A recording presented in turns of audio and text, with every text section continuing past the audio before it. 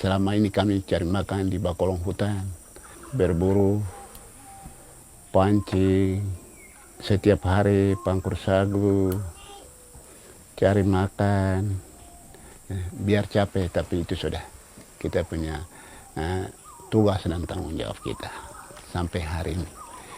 Anggaplah itu hutan itu sudah sebagai kita punya mama. Jadi makan minum semua di situ.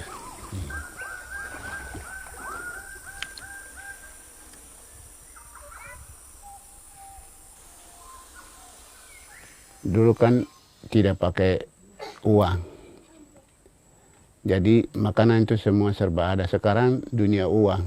Artinya kita mau hidup sesuai dengan di daerah lain yang sudah maju.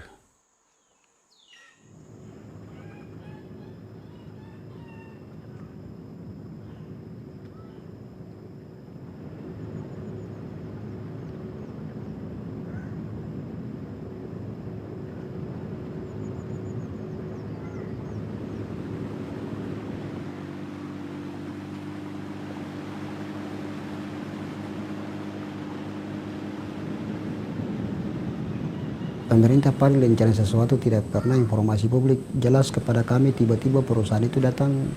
Selama ini kan biasa hanya survei, kaget tiba-tiba kaget perusahaan mulai masuk, isu-isu perusahaan mulai masuk. Contohnya seperti Menara, hanya kehutanan datang survei, kaget begini. Wah, ini kita kekhawatiran besar. Dulu kan kita hidupnya baik, semua ini uang. Akhirnya biasa orang mengalah tuh, tiba-tiba perusahaan datang, ya ini sudah ekonomi akhirnya selesai. Padahal tidak pikir bahwa ini bahaya datang.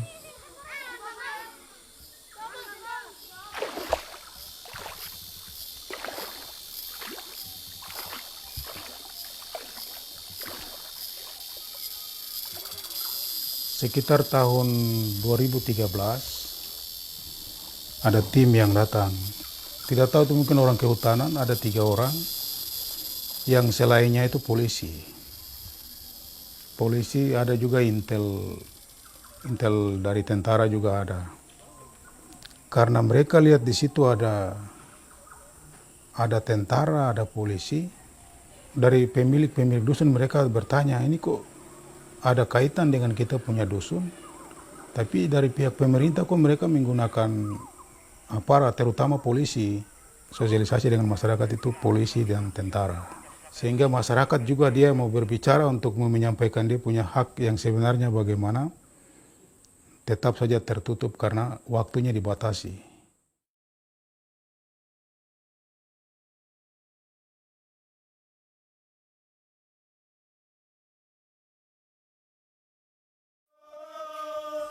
Setelah 1 bulan kemudian ada informasi lagi bahwa siapkan babi, tenda, dan dia punya panitia untuk menerima uang pembayaran tali asi.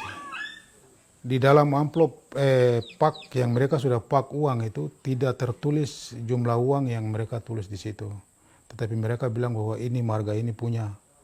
Kita di sini kan ada 3 marga besar. Jadi mereka katakan bahwa ini marga ini punya, marga ini punya. Tetapi pada umumnya masyarakat tidak tahu bahwa setiap marga itu dia kenanya berapa-berapa. Itu tidak tertulis di dalam. Setelah sudah dikumpulkan bahwa kita tahu bahwa kita untuk khusus Meto punya itu 1.300.000 lebih. Tapi kita tidak tahu bahwa setiap marga itu dia dapat berapa.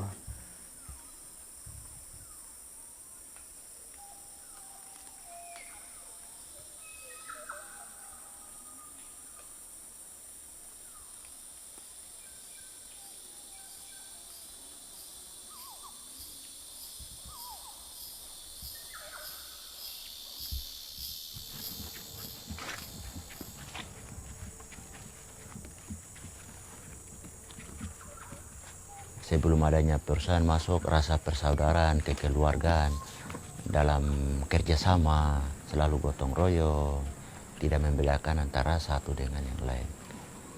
Kita semua adalah keluarga. Di situ tidak ada perbedaan antara marga yang satu dengan marga yang lain. Ketika dengan kehadiran perusahaan timbullah salah satu perbedaan yang muncul dengan cepat, bahwa perbedaan marga ini dengan marga yang satu sudah sangat jelas. akhirnya mulai ada jarak, atau dengan adanya perbedaan marga maka mulai ada persaingan. Persaingan dalam artian bahwa kehadiran perusahaan dia membuat kecemburuan. Yang dulunya kita hidup tidak pernah kita baku koslet, hidup kita aman damai dalam keluarga, mulai bentrok satu sama lain dengan adanya pembayaran uang tali asi itu. Sudah mulai kacau, saudara mulai marah saudara, saudara mulai marah ipar. Sempat itu terjadi korban-korban yang sampai baku pukul antara saudara dengan saudara. Dari situ mulai baku tidak cocok sampai sekarang.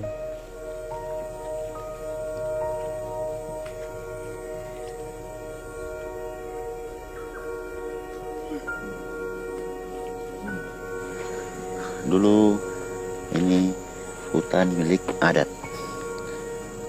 Hutan milik adat yang masih asli.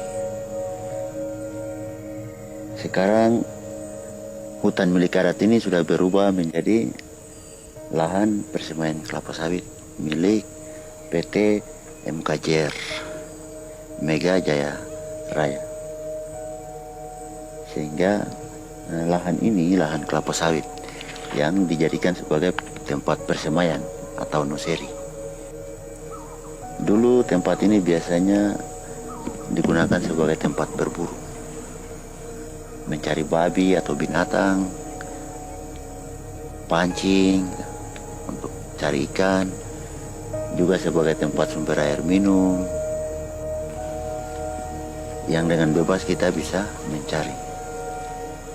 Sekarang masyarakat adat untuk mencari sumber-sumber makanan sebagai kebutuhan makanan pokok bagi kita harus jauh lebih ke dalam lagi, atau jauh kita harus mencari karena lahan kita sudah tidak ada.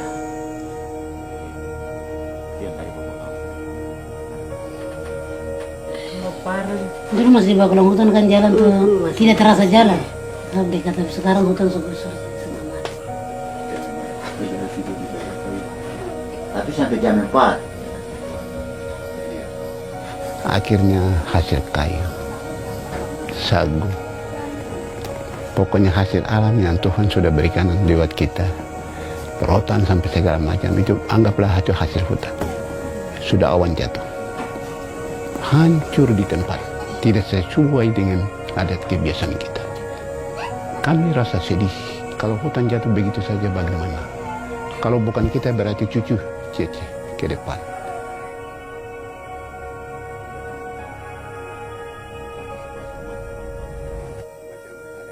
Kesepakatan antara kami marga dengan perusahaan.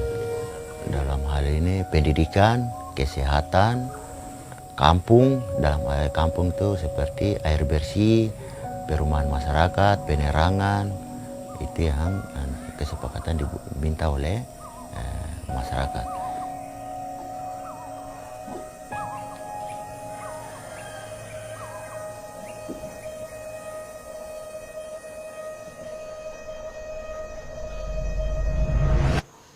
Perusahaan itu Kartika Pratama, itu mana? PT ini Mega Jaya Raya, Kartika Pratama, itu distrik Mandobo dan Jair. Dia punya ini, izinnya ini. Surat ini tidak ada tanda tangan setiap perwakilan marga. Yang kedua, perwakilan perusahaan sendiri tidak ada. Perusahaan apa, pada hari apa, tanggal berapa, bulan apa, di tempat mana, semua tidak ada, tidak dicantumkan. Dan dokumen yang pernah kita sama-sama tanda tangan mungkin disimpan oleh pihak perusahaan saja. Sedangkan untuk sebagai arsip atau sebagai pegangan untuk kita setiap marga maupun pemerintah tidak ada.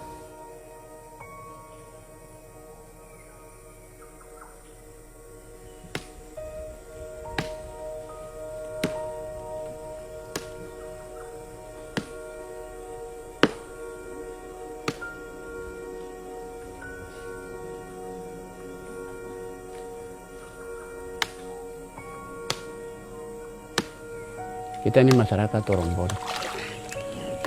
Kita punya hidup itu hanya daging sagu, sesuai dengan tradisi kebiasaan kita setiap hari. Tapi dengan adanya perusahaan, kami mau supaya kita bertujuan untuk kita mau sama dengan di daerah lain yang sudah maju. Perusahaan datang maksudnya untuk mengurangi kita punya kebiasaan hidup. Tapi selama ini air minum, lampu, air bersih, rumah bersih, maksudnya kita tinggal sama dengan daerah lain yang sudah maju. Tapi sampai sekarang tidak punya perubahan. Dengan adanya perusahaan sama saja, kita masih hidup tergantung dari kita punya adat kebiasaan kita. Jadi anggaplah bukan perusahaan datang untuk membangun kita, tapi datang untuk tipu masyarakat.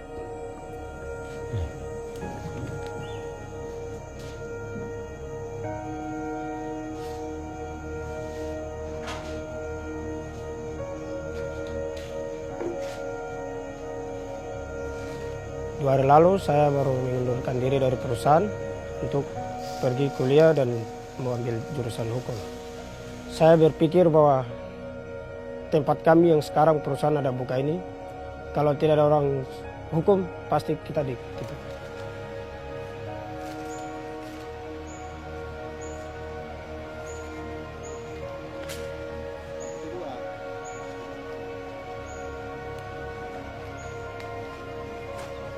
Kalau ke depan-depan mungkin perkembangan zaman, pemerintah mungkin merencanakan sesuatu program bentuk perusahaan dan lain-lain mengancam kita, hutan ini jelas pasti kita korban.